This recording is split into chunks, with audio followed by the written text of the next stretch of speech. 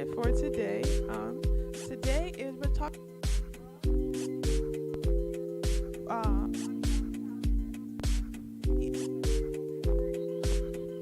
Festival of Arts and Ideas.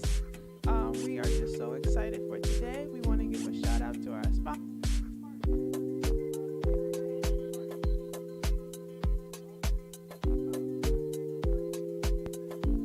This is an NEA Big Read program of the National Endowment.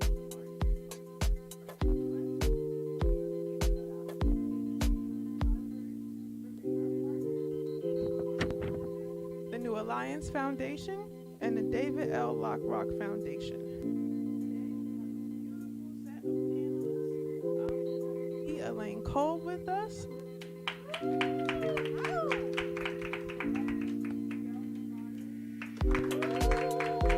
And representing Hamden.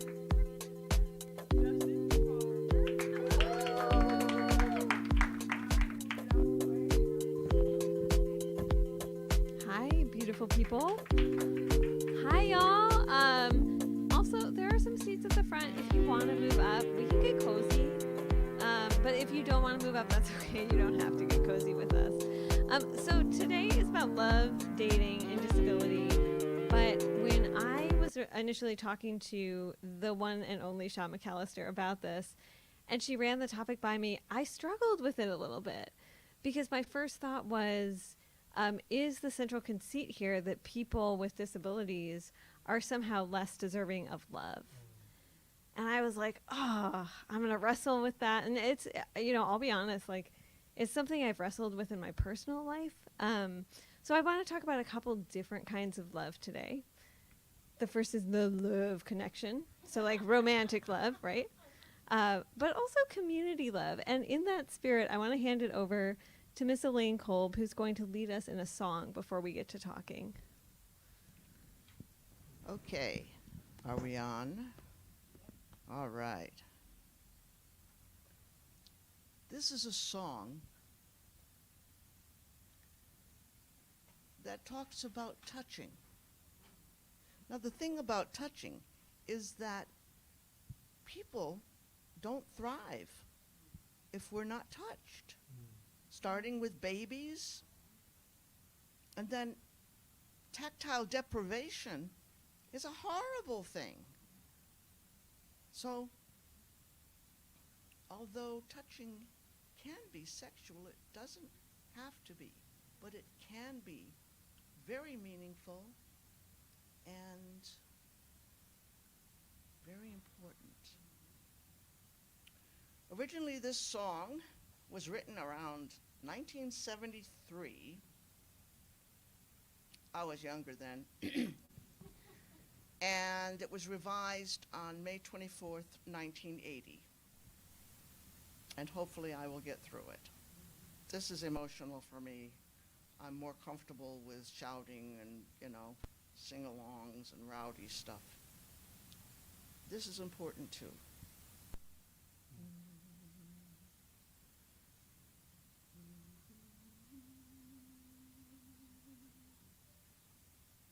Touching you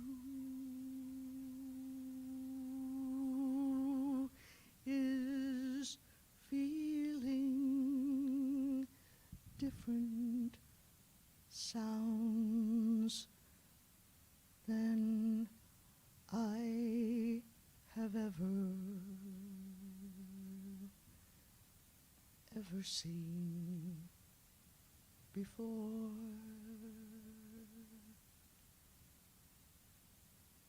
Touching you is learning how to love.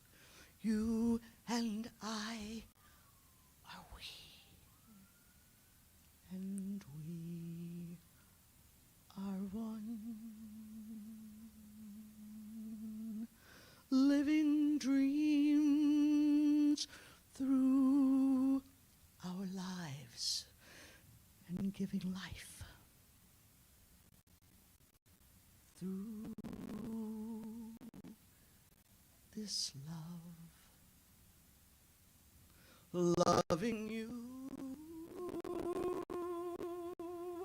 is like a flowing stream washing away so far away all doubt and pain.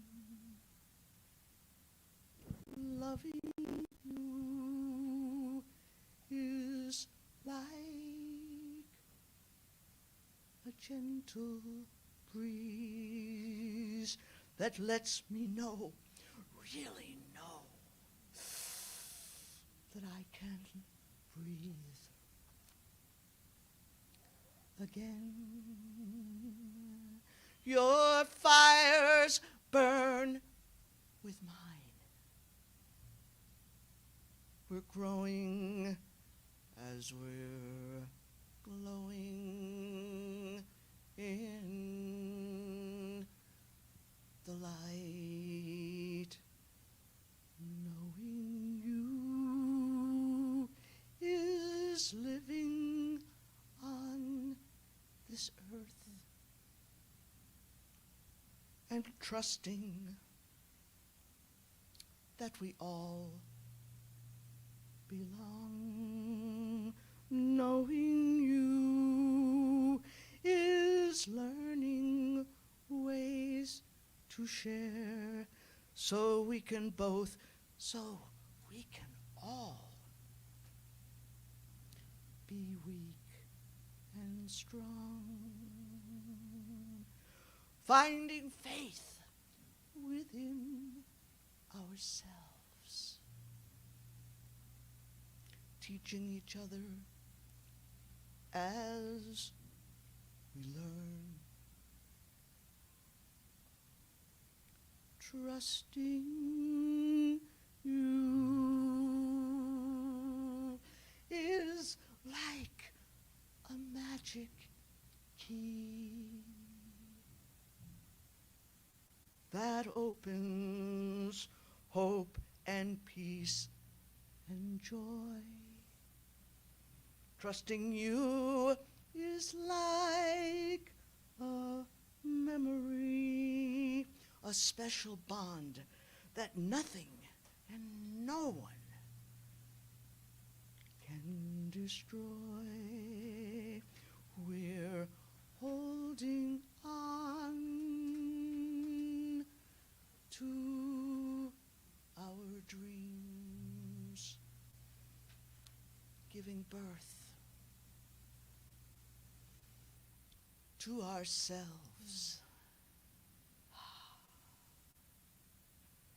Trusting you from knowing you.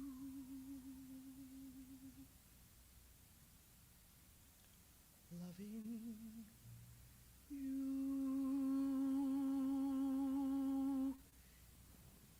even when I'm not touching you.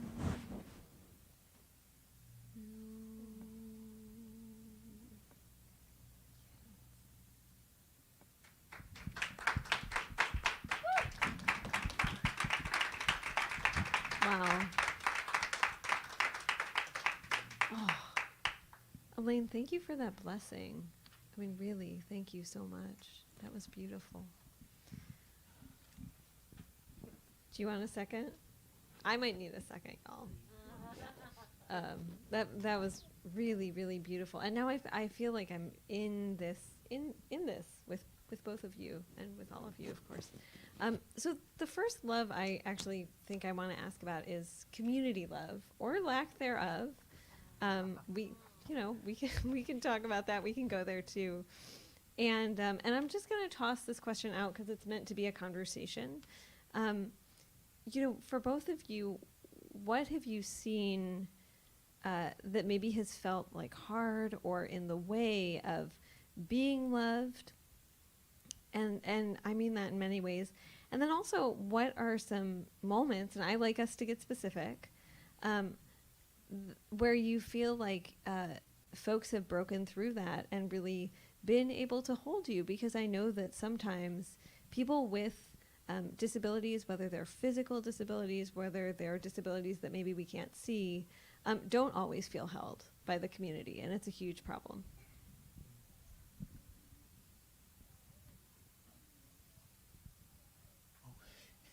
Do you want to hop in? So I guess I'll start with where I felt held, right?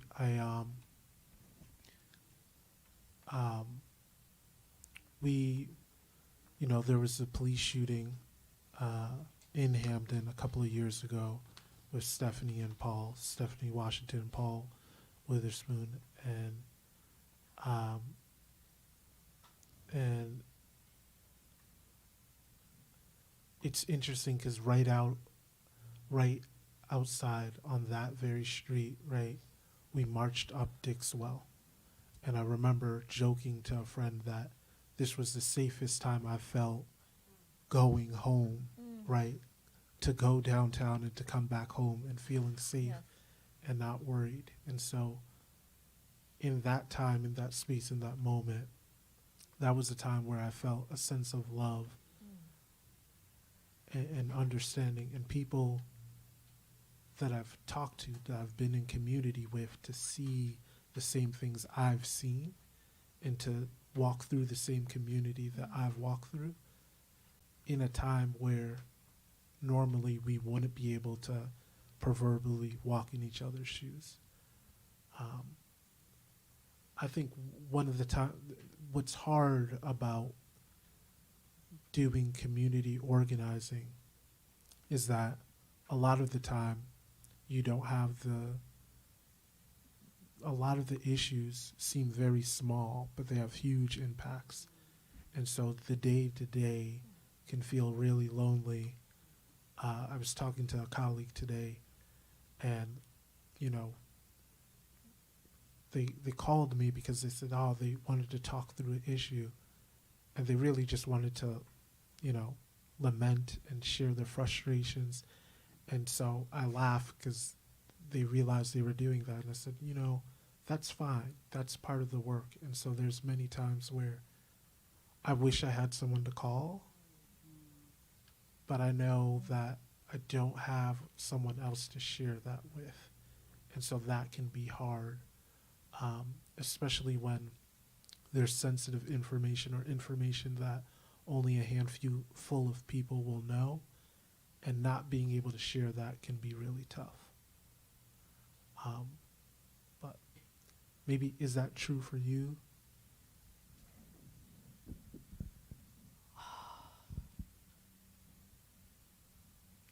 Well, speaking about me personally, I am such an outlier. I always have been. Okay, and I'm so glad that I took social statistics in graduate school, because I learned what an outlier was, and that the people that want to do like nice, normal curves, I have never been accused of being normal. People who like to do nice, normal curves like to throw out the outliers. And almost every group has like kind of a silo that they establish. And I have either had to resign or been kicked out of more groups than most people have ever belonged to. So, but about this belonging thing and feeling a connection, what popped up was, I remember the first time that I was in a street march demonstration with a whole bunch of us Take with us there. disabilities. Take us there. Oh my goodness.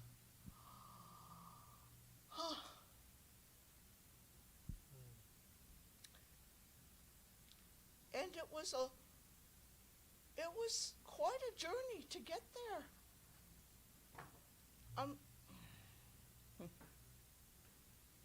You know I could talk the whole time. I So know. I'm going to try not to do that. But I wanted to show you this because this was something that I sewed before I was injured.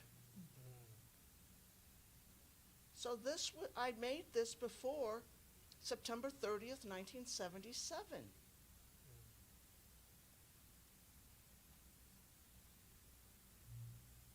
And yet, the incident where I literally got stabbed in the back and ended up with a spinal cord injury and almost died was a backhanded blessing. And it made it possible for me to be who I have become. And I couldn't have become who I am without what I needed to learn from that. And I feel guided through all of this. Now, think about this. 77 is when I get stabbed, okay? So then I ended up at Georgia State University, and by 1980, I was awarded a Fulbright scholarship and went to Australia as part of the United Nations International Year of Disabled Persons. Okay. Do you have any idea how bizarre that is? I lived it. Imagine that. But up to that point, I hadn't been involved in any major disability organization. I had helped to start the Handicapped Students Association. I didn't want to use the term handicap, but I was outvoted. So I did some things, but I wasn't connected with any movement of people with disabilities. And then I get to Australia, and it was the International Year of Disabled Persons, and there were a couple thousand of us in the street in Sydney.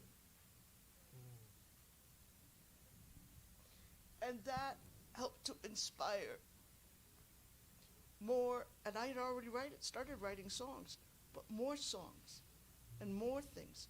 But for the first time in my life, actually, and I'm talking about all my life, the first time I felt that it was for me too, and that I was included, and that I was recognized, and I was safe, and I was at home.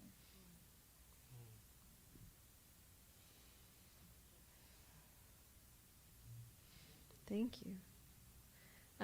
Well, this makes me think about self-love too, and that is a whole journey, right? It's a whole journey. And then also the fact that, Elaine, I think you named something without saying the words, which is that the world is not created for people living with disabilities or living at any intersection of any marginalized identity, right? Like, because we live in a country where there was a document written by a couple white men who were able-bodied, who owned land as property, who also owned people as property. And so we're still living with the consequences of that in this country and in this world. And so I'm wondering first, like, if both of you can speak to, like, was self-love a journey? Was it a journey to self-love? And then I want to get into, like, breaking systems and burning shit down. I'm sorry I said shit. But we all do it. And because I think that's part of love. I think that's part of loving your neighbor. I really do. But then we will get to dating. I promise. We'll get, I don't know, hot and heavy or something. Yeah. Justin, I'm going to toss it to you first. Self-love has definitely been a journey. So I got diagnosed with Tourette's when I was 17. And so I had finally come to this point in my life. I was a senior in high school, and I thought I was, hot stuff. I thought I was I came You are into hot my stuff. Definitely hot It's stuff. like, yeah, walking with a swagger, and then I got this illness. At first, I didn't know what was wrong with me. And so to have your body move without your permission, to have words come out of your mouth that you didn't form. It took a long time to love that part of myself.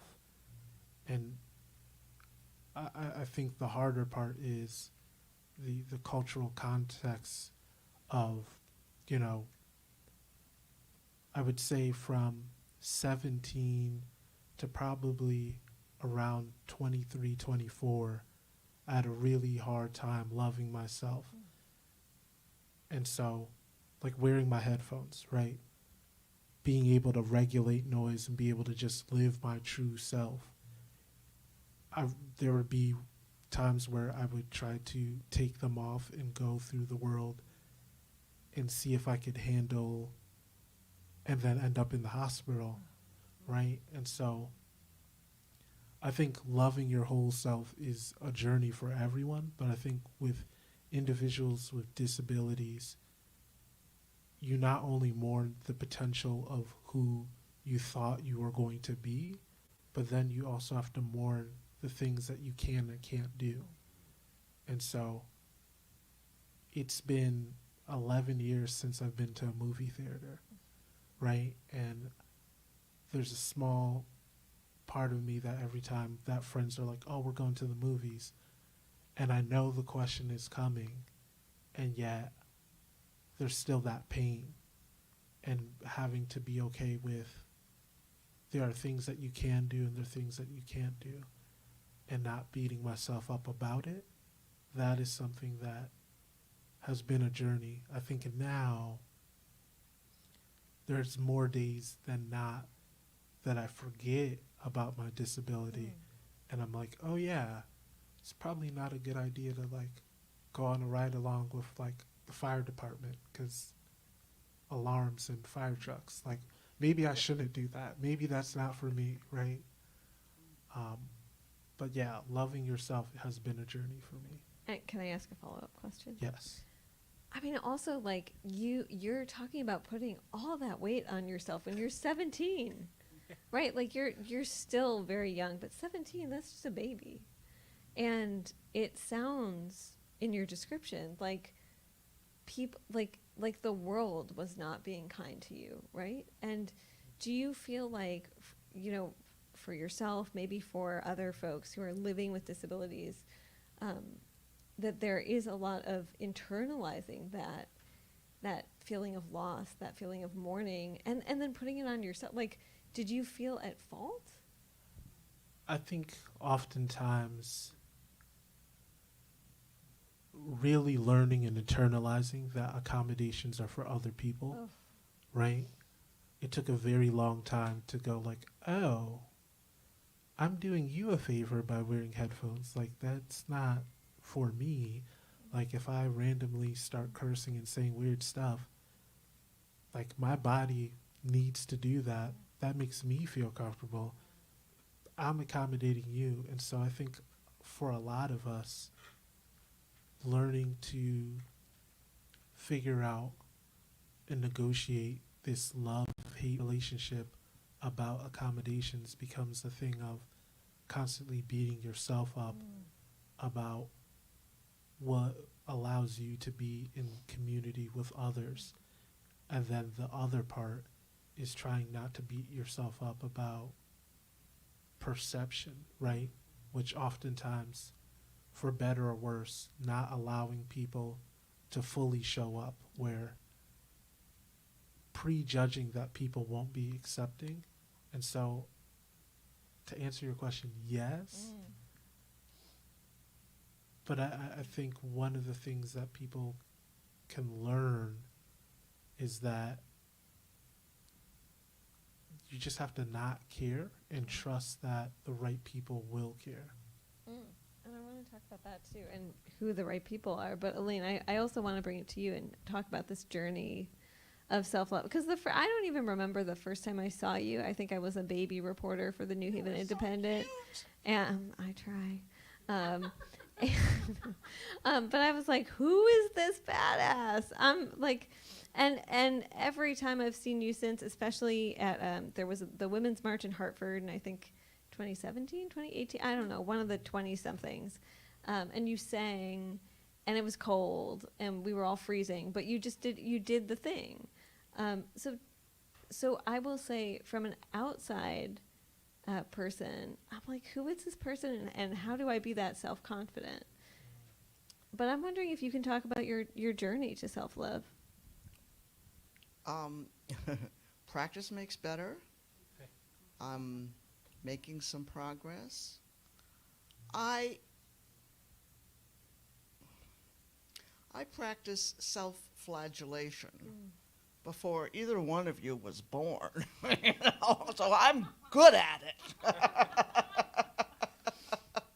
I can beat myself up with the best of them. Okay? And I mean, I love that we're so intergenerational, because I'm 73. And it was different back then. Some things were, good, and some things were not so good, but it was quite different. I mean, we had to wear dresses. It wasn't a choice, and I was different. And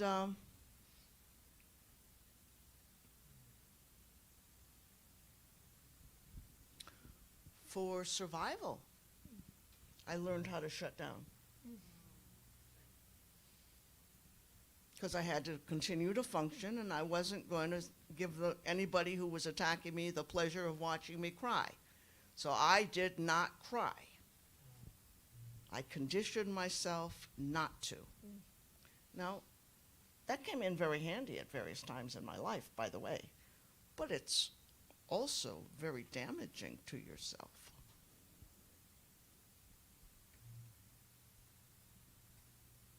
The thing is that most non-disabled or not yet disabled people, I like not yet disabled. Say it. We'll get you eventually, tee-hee. I know you're terrified. That's called ableism. It's really not a bad thing, I mean, disability is not a bad thing. It's just a natural fact of life, and that's what happens. And the majority, it's actually, we're the largest minority group. We include everybody else. We take everyone. We even took Superman, And yet, disabiliphobia is huge. And I didn't know it, but before I was stabbed, I was very ableist, and I had to face that and come to terms with that. It's a humbling experience. And the thing is, the exquisite thing about it is, since I was already so good at practicing self-flagellation, that, there was another weapon. Shame on me. I'm ableist too. So I can hold that against myself and punish myself for that too.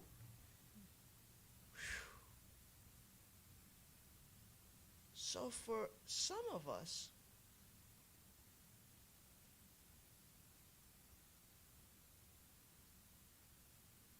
it is such a healing thing to begin to take a deep breath, view ourselves impersonally, and give ourselves the kind of advice that we would give to someone we actually care about. Why is that so hard? Yeah. Go ahead. Oh, well, I one of the things I'm curious about is, are there spaces that you found where you feel really safe, whether they're affinity spaces or organizing spaces, and what about those spaces made you feel safe? Because I think that for us as listeners today, we can take that with us and say, you know, this is one thing I've learned to make people feel more welcome. So it was pointed out to me by an elder that I basically just made the city my safe space. And I didn't know what they were talking about. But in organizing spaces and going to different places, finding places, anytime that I had difficulty, I just found a space and made it my own. And so finding those spaces you fit into is so important. And I guess for myself, I just need a lot of different spaces. So everywhere that I go, I've gone the other day, I went on a trip. I missed my plane and I ran into friends. And then I went on a 9-hour road trip to the destination. And so I laugh where I went from feeling alone and not really knowing how to figure out how to deal with my feelings and emotions to even now when I'm in my toughest spots, making everywhere my safe space. There's no real danger that I see. Elaine, what about you? And I will say, for folks who don't know Elaine and Justin, like both of you have created safe spaces in the city, and I would say beyond the city as well. So I'm happy to ask you about your own safe spaces.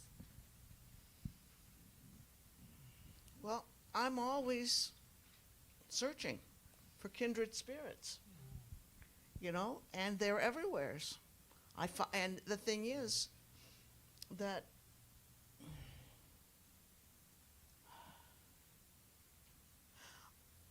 in order to live and go places and do things, I've learned that I have to count on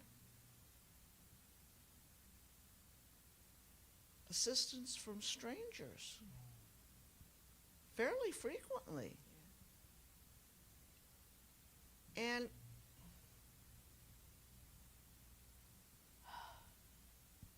so it's kind of like this delicate dance that you go through, because like you have to try to protect yourself from certain kinds of people, but on the other hand, you have to find ways that you can connect. Like when we met, we went boing, right? Both of them, you know. Well, that was the sound, actually, yeah. It's like, there's one, you know, I see, and it happens to me all over the place. And then once we make that connection, now it's possible you can block me if you want to, but as far as I'm concerned, once that's there, that's there.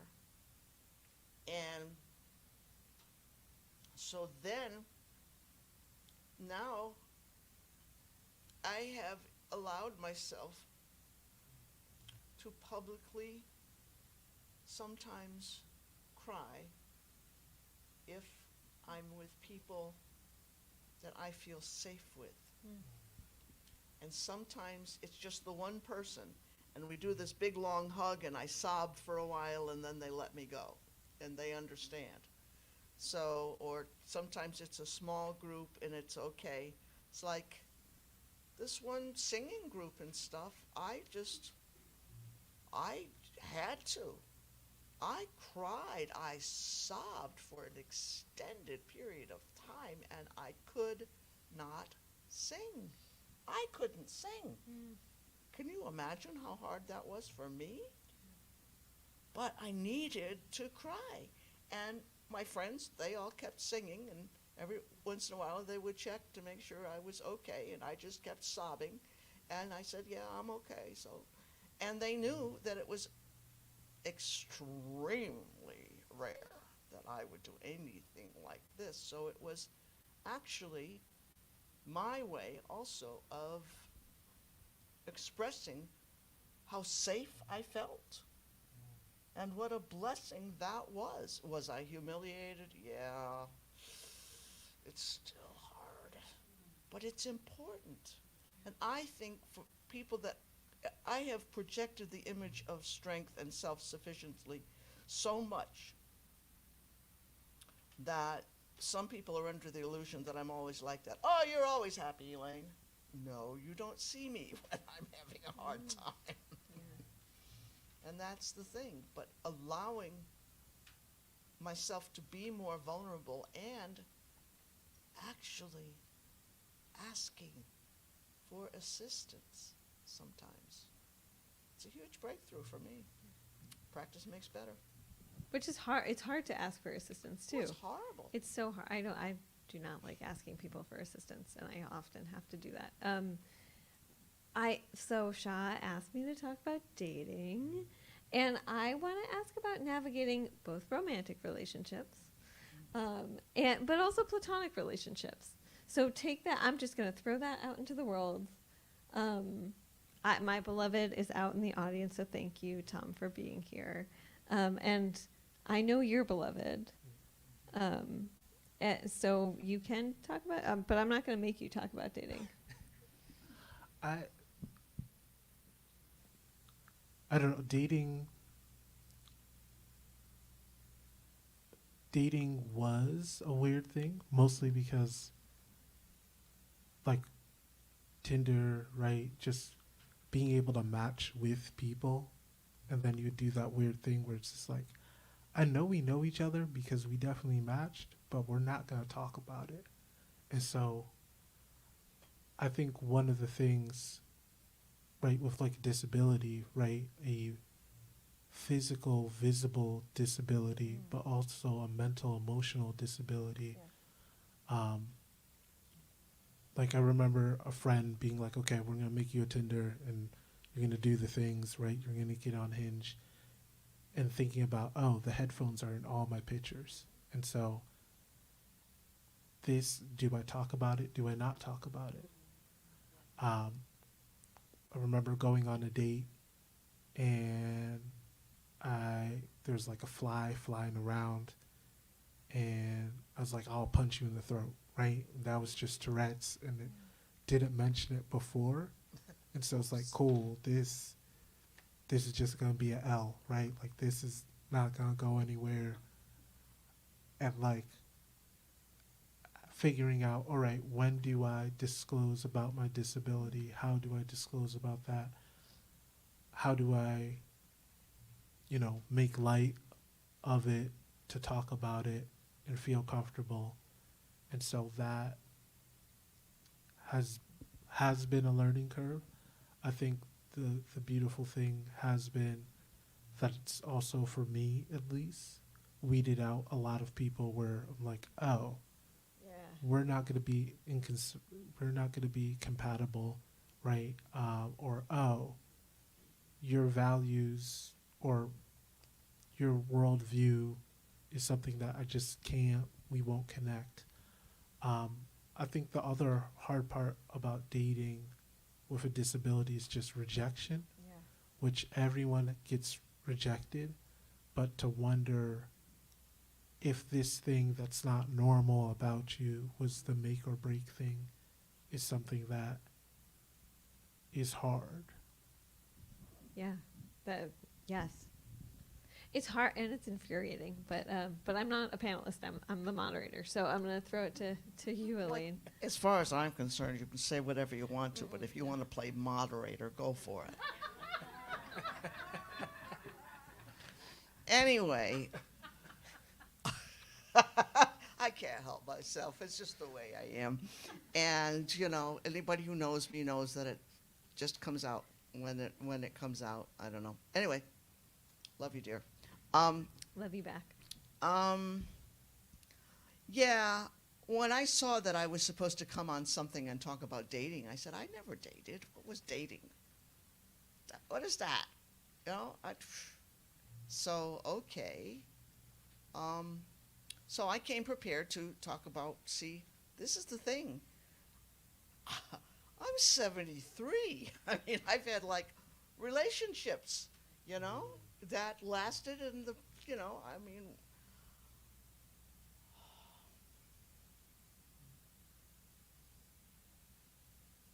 we didn't date. It was like we found each other.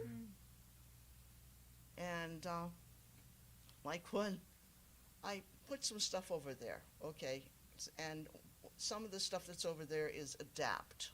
And look it up, adapt.org. People,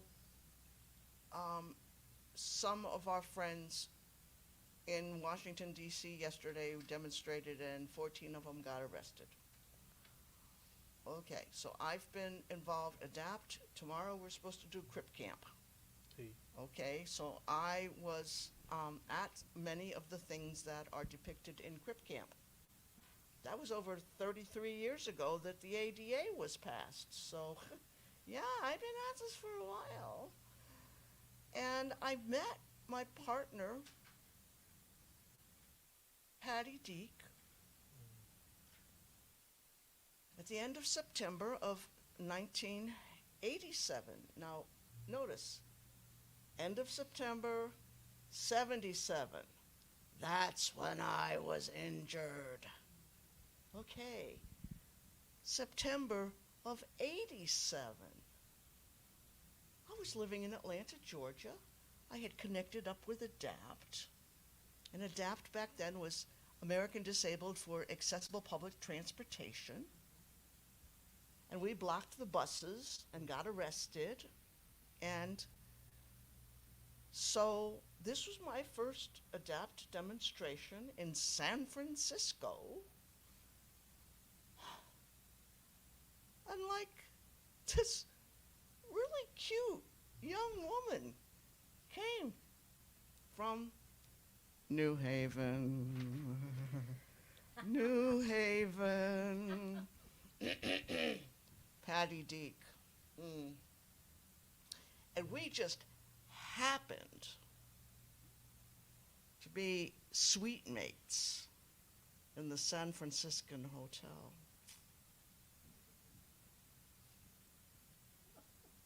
We shared a bathroom. And pretty soon we shared a lot more. And it was like, wow. So Patty immediately was like, she had decided really quickly I was the one. And like, I wasn't quite sure. I mean, I had been alone since I had been in Australia. I had a lover in Australia. And at the very end, I'm going to read the poem because having known love was partly inspired by the fact that I decided that the only way I could be true to my love in Australia, because I had no way to get back there. I had to leave. So my way to be true to her was to never settle for anything less. I like that. And actually, I was going to ask about that because at one point you said, oh, I wasn't so sure. And I hope maybe this isn't true for other people, but I worry that it is, people living with disabilities. But there was a time, probably when I was in college, that I would be like, I don't know if I like this person. I don't know if he's doing it for me. But then I was like, oh, but I'm disabled. What if there isn't someone else? What if this is like as good as it gets? It wasn't as good as it gets. And so was there a moment where you were like, no, like I am Elaine Kolb and I am worthy? Oh, it wasn't like that. I mean, the thing was, Patty had a disability that was just going to get worse all the time. Yeah. I mean, that's a reality, you know? So, like, that had to be factored in, too. And so it wasn't that, I mean,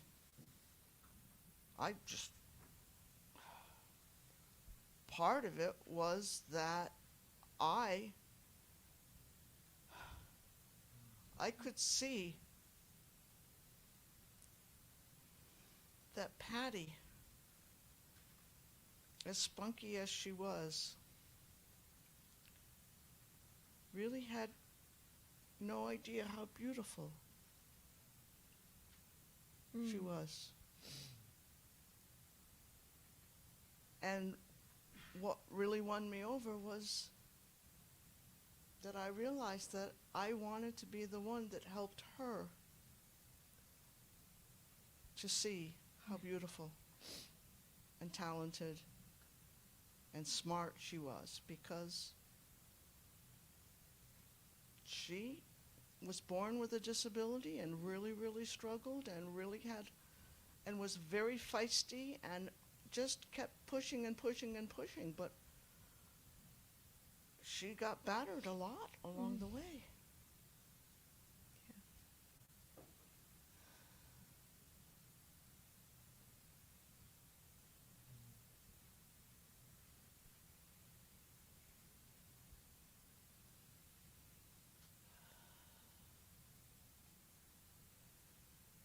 When I was newly disabled, part of it was I didn't know what my body could do. I had no idea. So that was part of it too. I had to go through a process and figure out what my body could or couldn't do and how I was going to manage in the world. And when I came out of the hospital after 2 months, I had to go back.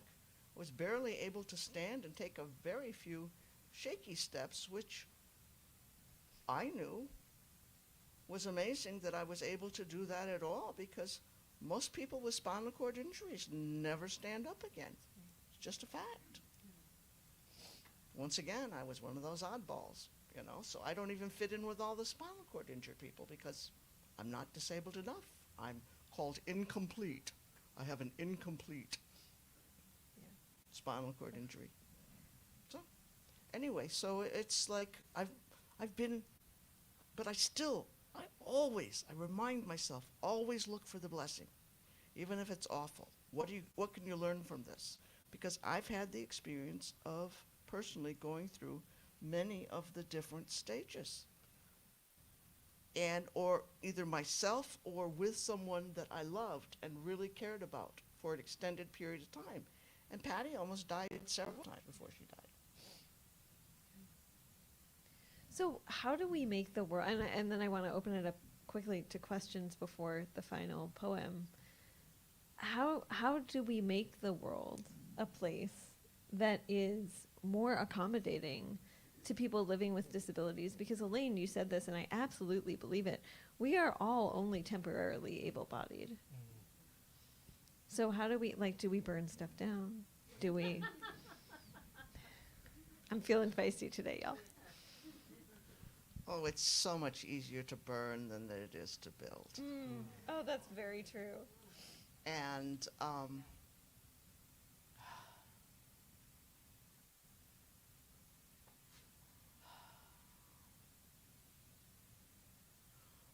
part of what we need to do is to establish and explore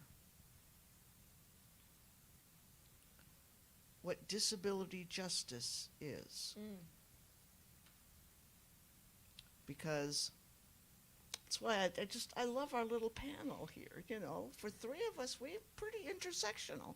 We're not covering everything, but then there's only three of us. But, but disability justice, and look it up, Sins Invalid. Sins Invalid. It's excellent. They are part of the crucible that disability justice was created in. Disability justice is interracial, multicultural, intersectional, intergenerational, gender fluid, and cross-disability solidarity. Yes. Because some people have a hierarchy of disability. And what disability justice says is the people with the most disadvantages that have the most difficulty, require the most accommodations, are the ones that should have the greatest say-so. Yeah, this is Fannie Lou Hamer. Nobody's free until everybody's free. Thank you. Yeah. I think in terms of how we change things, right, is just under the election of Trump, I always would joke that people were the most accommodating to him as a president because whether he could read or not read or watch TV for information or like the highest office that we see, right, being a political person, right, we made so many accommodations and there wasn't, sometimes there were excuses, but we outright made accommodations about what was possible. And so I think that's one thing is that when we put people in positions of power that are at the intersections of different abilities and different statuses, that's when we'll start to see a more accommodating world. And so that's how I think you just have to have more trust and faith in people closest to the issues, closest to the power, and that's how we'll start to see a more accommodating place, community, world. Absolutely. I want to open it up quickly to questions before Elaine closes us out with a poem.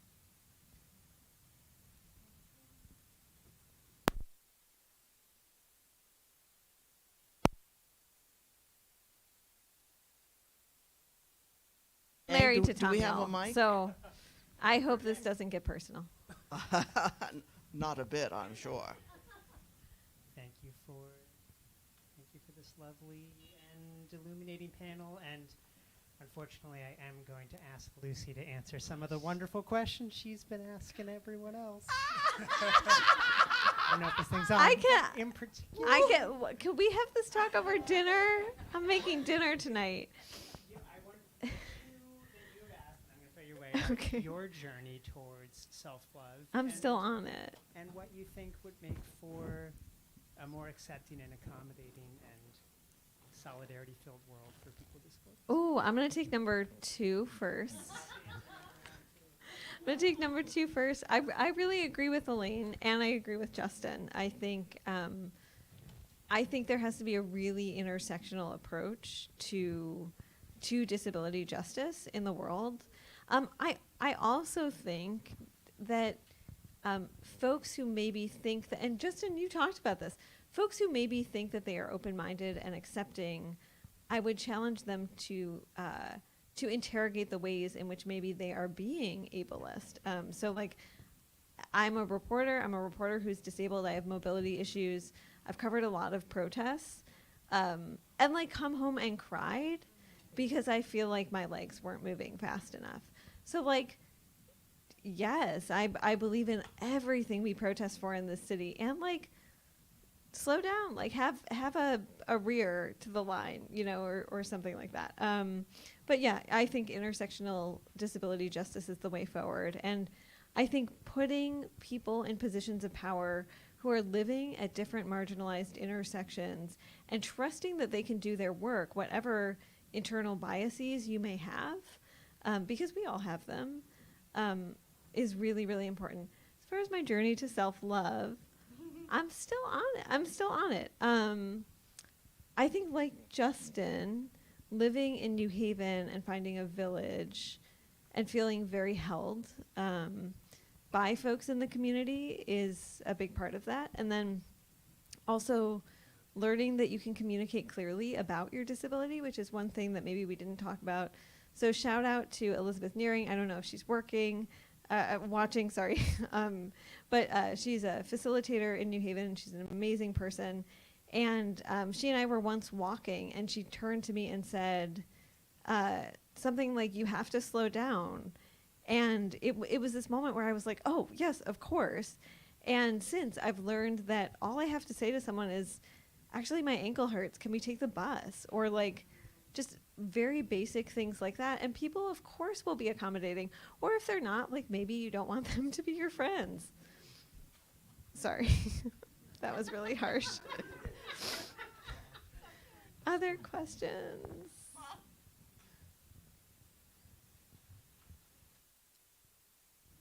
Oh, yes. Oh, hi.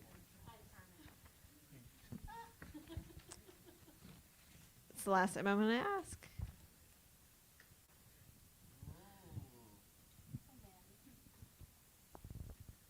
I guess I'll just ask one.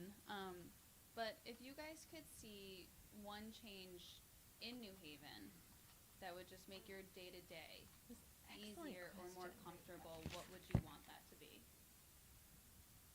Or Hamden, like just in our area. I think mobility is probably the biggest thing.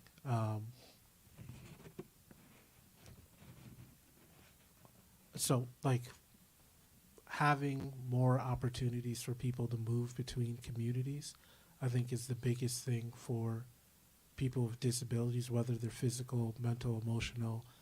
I think having the freedom and the ability to move and to travel is just something that for me is big, whether it's to be in the woods, whether it's to meet up with friends, just having that ability to see more connectivity, that would be the biggest thing that I would say would be empowering.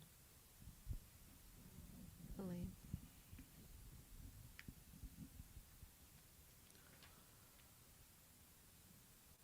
Well,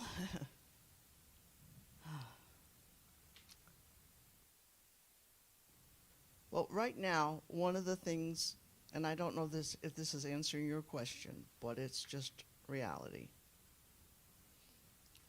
We are now in the budget crunch, Yeah. and so that's, local, state, and federal. And all the different areas, when they want to balance the budgets, who do they cut? What services do they cut? Who gets thrown away? Okay? And right now, there are many, many issues, but one that we might be able to win if enough people pressure the state government, it's fix Husky C, Medicaid. Husky C, people are already trapped in nursing homes because they made a little bit too much money. Yeah. Or their assets were a little too high. And nobody on Medicaid, the only way you can be on Medicaid is to be poor, and they keep you trapped in poverty. It's cruel. But it's especially cruel if they're doing it to elders and people with disabilities who are so vulnerable and afraid to draw attention to themselves because they know if they get caught being unsafe, they literally will get put away. Yeah. And the waiting lists are huge. But the bottom line is ableism and disabiliphobia, they have to be addressed, just as racism is a public health issue. And I say yes, absolutely, within the realm of disability issues, ableism is also a public health issue, and it is especially damaging if you belong to another low-income minority group. It's just a fact. And throw in the kids in schools that are not getting any kind of support. They're not gonna make it. That's right. This is life and death stuff. So what can we do? whatever you can. But the main thing is build community. Reach out. Find other people that are like-minded. Do practical things about survival and opportunity for real people. And some of those real people will be people with disabilities. And guess what? We also are a huge resource. We have such creativity. We know how to survive in extremely difficult situations. We're very creative. We have to be. View us as a resource and not a drain on the economy. Yes. Yeah. I would agree. And I would add to that, most immediately in New Haven and in Connecticut, like the bus system. And that's an issue for folks living with disabilities, but that is also an issue that lives at the nexus of racism, of just people who hate poor people because they're poor. And I think like we have a bus system that is built in this state and in this city clearly by people who do not take public transportation. It makes no sense if you think about where the public bus goes. I know Elaine is a public transportation rider. I am a public transportation rider. It does not make sense in its current format. And so fixing that would be, and like, yes, New Haven has done bus studies and I don't know where they've gone, but they're not being implemented. So yeah, I mean, that lives at the intersection of all the obias and all the isms. Will you bless us with your poem? Oh, did Shah have to say something before the poem? After the poem? Okay. Sorry. It's my turn now? Yes. Okay.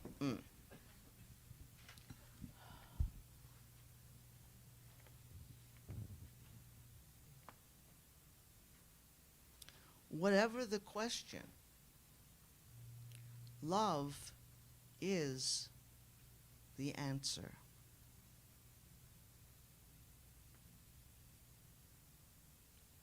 Having known love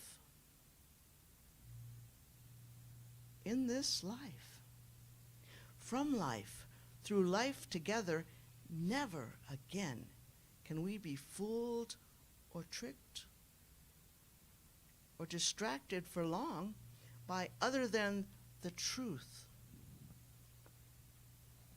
of love. Full of fire and water, earth and air, filling every nook and cranny in us. The wellspring of hope and courage.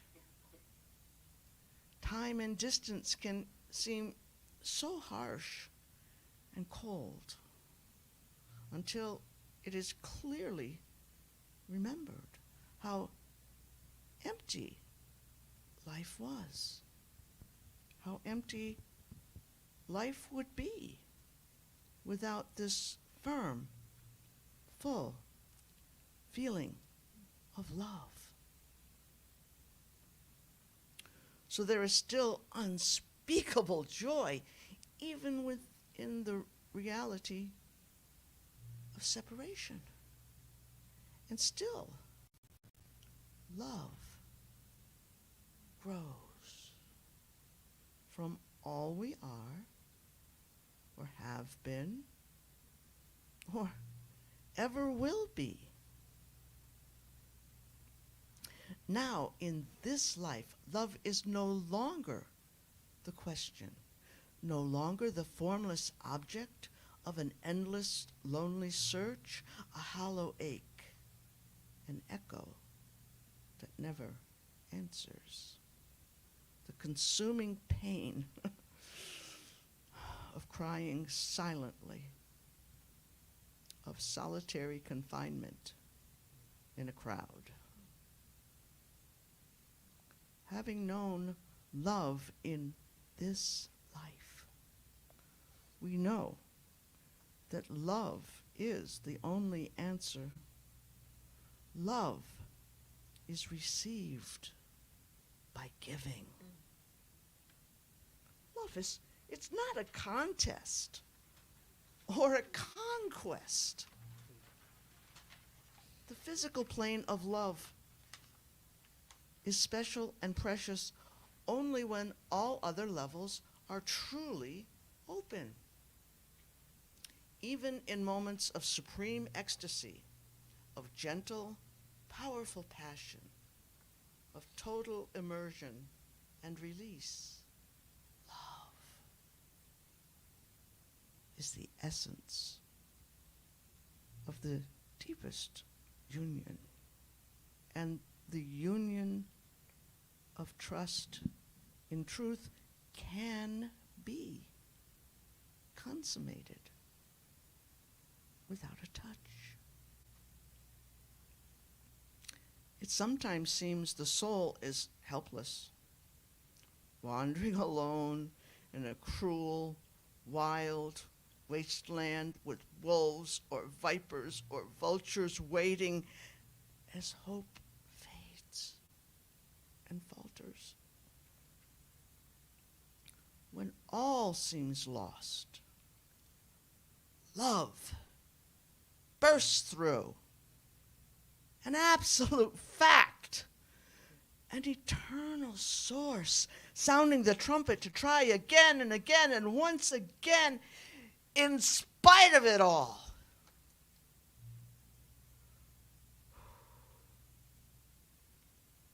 Love makes whatever else life brings well and truly worth the struggle. Having known love in this life, we will never be quite the same. From now on, through love, we will grow together forever in faith and hope, honesty, respect, truth and justice, peace and joy. Always.